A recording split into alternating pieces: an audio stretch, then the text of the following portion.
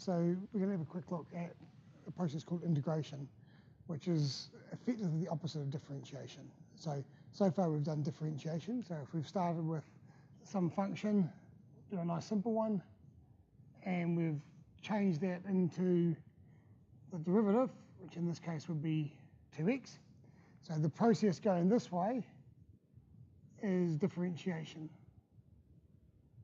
But if you want to go back this way, we refer to it as integration. Okay, so if I start with 2x and I want to get back to x squared, I have to integrate.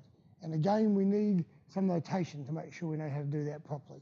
And the notation here is, it's a big S, it's like a sigma of some sort, and dx. So those two things together are the sign that we're going to integrate. Okay, so we have the integral sign and the dx. This tells us that x is the variable that we're integrating with. And then in the middle of those two things, we put the thing we're trying to integrate, in this case 2x. So we have this.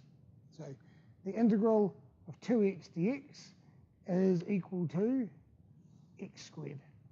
Okay, so we always have the integral sign and the dx are just the symbol, and the thing in the middle is what we're trying to integrate. And effectively all we're doing is we're undoing differentiation. And I'll explain why and what the uses of are a little bit later on. So at the moment it's just a technique, a process we can use. So turning x squared into 2x is differentiation, turning 2x back into x squared is integration. Okay? And this is a fairly straightforward process. There is one little thing that we just need to be aware of.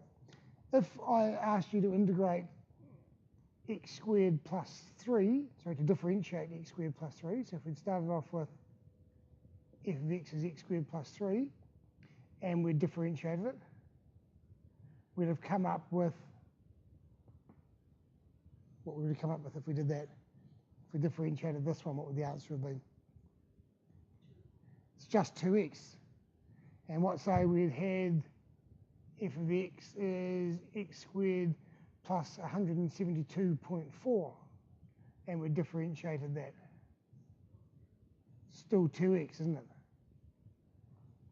Yeah, so it doesn't matter what funny thing there is on the end, this piece or nothing at all on the end. When we differentiate them, they all come out to be the same.